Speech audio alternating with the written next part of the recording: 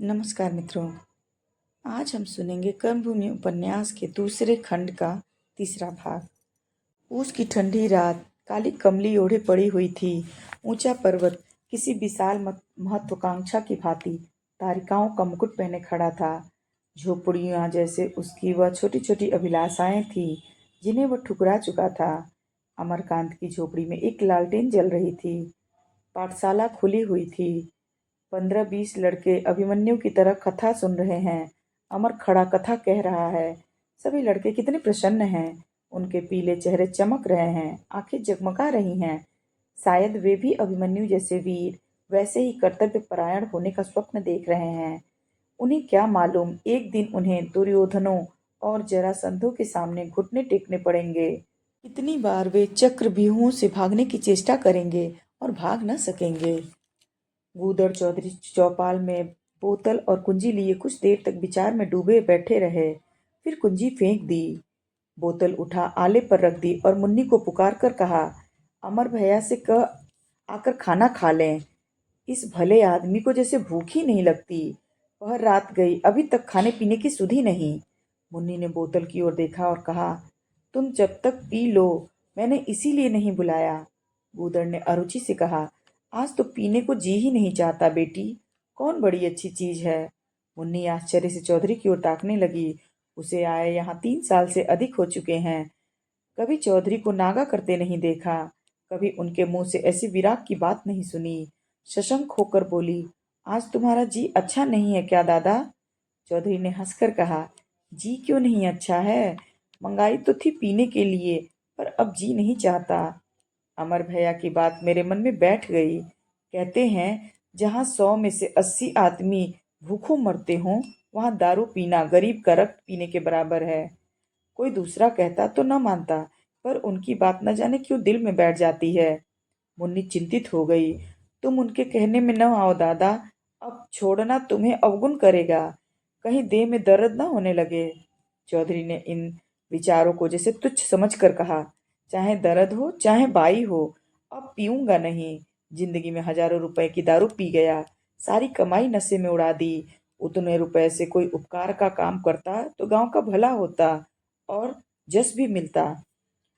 मूर्ख को इसी से बुरा कहा है।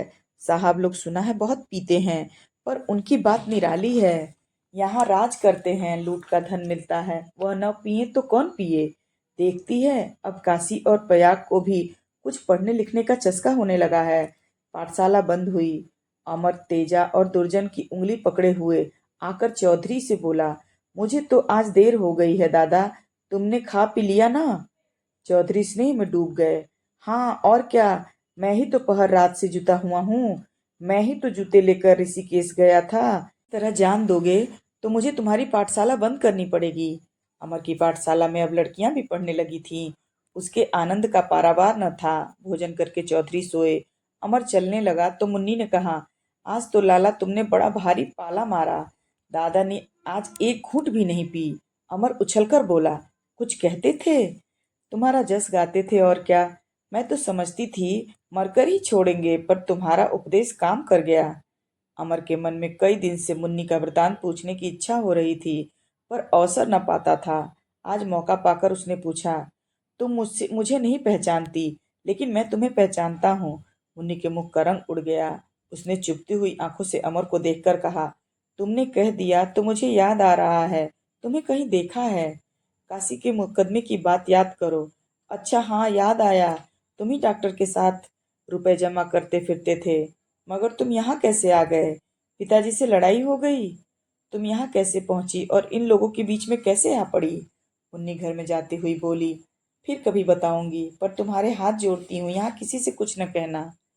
अमर ने अपनी कोठरी में जाकर बिछावन के नीचे से धोतियों का एक जोड़ा निकाला और सलोनी के घर जा पहुंचा।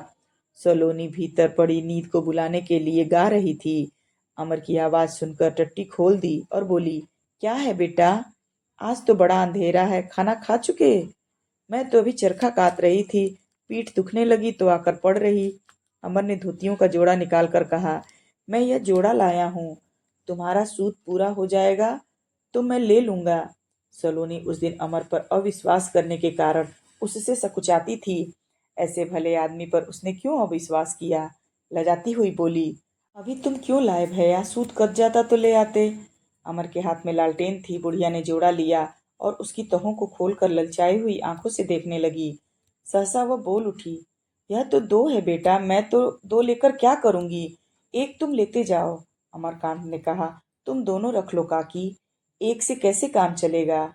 सलोनी को अपने जीवन के सुनहरे दिनों में भी दो धोतियां मयस्सर न हुई थीं। पति और पुत्र के राज में भी एक धोती से ज्यादा कभी न मिली, और आज ऐसी सुंदर दो दो साड़ियां मिल रही हैं, जबरदस्ती दी जा रही हैं। उसके अंतःकरण से मानो दूध की धारा बहने लगी। उसका सारा वैधव्य, सारा मातृत्व आशीर्वाद बनकर उसके एक एक रोम को स्पंदित करने लगा। अमरकांत कोठरी से बाहर निकल आया। सलोनी रोती रही। अपनी झोपड़ी में आकर अमर कुछ अनिश्चित दशा में खड़ा रहा, फिर अपनी डायरी लिखने बैठ गया। उसी वक्त चौधरी के घर का द्वार खुला और मुन्नी कलसा लिए पानी भरने निकली। इधर लालटेन जलती देखकर वह इधर चली आई और द्वार पर खड़ी होकर बोली, अभी सोए नहीं लाला? रात तो बहुत हो गई। अमर बाहर निकला और बोला, हाँ अभी नींद नहीं आई। क्या पानी नहीं था? हाँ आज सब पानी उठ गया। अब जो प्यास लगी तो कहीं एक बूंद नहीं। लाओ मैं खींच लाऊं। तुम इस अंधेरी रात में कहाँ जाओगी? अंधेरी रात में शहर वालों को डर लगता है, हम तो गांव के हैं। नहीं मुन्नी, मैं तुम्हें न जाने दूंगा। क्या मेरी जान तुम्हारी जान से प्यारी है? मेरी ऐसी लाख जाने तुम्हारी जान पर न्यौछावर हैं। मुन्नी ने उसकी ओर अनुरक्त नेत्रों से देखा। तुम्हें भगवान ने मेहरिया क्यों नहीं बनाया लाला? इतना कोमल हृदय तो किसी मर्द का नहीं देखा। मैं तो कभी कभी सोचती हूँ तुम यहाँ न आते तो अच्छा था। अमर मुस्कुराकर बोला, मैंने तुम्हारे साथ क्या बुराई की है मुन्नी? मुन्नी कांपते स्वर में बोली, बुराई नहीं की। जिस अनाथ बालक का कोई पूछने वाला न हो, उसे गोद और खिलौने और मिठाइयों का चस्का डाल देना क्या बुराई नहीं है? यह सुख पाकर क्या वह बिना लाड़ प्यार के रह सकता है? अमर ने करुणा के स्वर में कहा, अनाथ तो मैं था मुन्नी, तुमने मुझे गोद और प्यार का चस्का डाल दिया। मैंने तो रो रो कर तुम्हें दुखी किया है। मुन्नी ने कलसा जमीन पर रख दिया और बोली, मैं तुमसे बातों में न जीतूंगी लाला, लेकिन तुम न थे तब मैं बड़े आनंद से थी। घर का धंधा करती थी, रूखा सूखा खाती थी और सो रहती थी। तुमने मेरा वह सुख छीन लिया। अपने मन में कहते होंगे, बड़ी निर्लज्ज नार है। कहो, जब मर्द औरत हो जाए और औरत को मर्द बनना ही पड़े। जानती हूँ तुम मुझसे भागे भागे फिरते हो, मुझसे गला छुड़ाते हो, यह भी जानती हूँ। तुम्हें पा नहीं सकती। मेरे ऐसे भागे कहाँ, पर छोड़ूंगी नहीं। मैं तुमसे और कुछ नहीं मांगती, बस इतना ही चाहती हूँ कि तुम मुझे अपनी समझो। मुझे मालूम हो कि मैं भी स्त्री हूँ, मेरे सिर पर भी कोई है, मेरी जिंदगी भी किसी के काम आ सकती है। अमर ने अब तक मुन्नी को उस नज़र से नहीं देखा था जैसे हर एक युवक किसी युवती को देखता है, प्रेम से नहीं, केवल रसिक भाव से। पर इस आत्मसमर्पण ने उसे विचलित कर दिया। दुधार गाय के भरे हुए थानों को देखकर हम प्रसन्न होते हैं, इनमें कितना दूध होगा, केवल उसकी मात्रा का भाव हमारे मन में आ जाता है। हम गाय को पकड़कर धोने के लिए तैयार नहीं हो जाते, लेकिन कटोरे में दूध का सामने आ जाना दूसरी बात है। अमर ने दूध के कटोरे की ओर हाथ बढ़ा दिया। आओ हम तुम कहीं चले चले मुन्नी, वहां मैं कहूंगा यह मेरी। मुन्नी ने उसके मुंह पर हाथ रख दिया और बोली, बस और कुछ न कहना। मर्द सब एक से होते हैं। मैं क्या कहती थी, तुम क्या समझ गए? मैं तुमसे सगाई नहीं करूंगी, तुम्हारी रखेली भी नहीं रहूंगी। तुम मुझे अपनी चेरी समझते रहो, यही मेरे लिए बहुत है। मुन्नी ने कलसा उठा लिया और कुएं की ओर चल दी। अमर रमणी हृदय का यह अद्भुत रहस्य देखकर स्तंभित हो गया था। सहसा मुन्नी ने पुकारा, लाला ताजा पानी लाई हूँ, एक लोटा लाऊं? पीने की इच्छा होने पर भी अमर ने कहा, अभी तो प्यास नहीं है मुन्नी। आप सुन रहे थे कर्मभूमि उपन्यास के दूसरे खंड का तीसरा भाग। जल्दी ही मिलते हैं अगले भाग के साथ। तब तक आपका समय शुभ हो। धन्यवाद।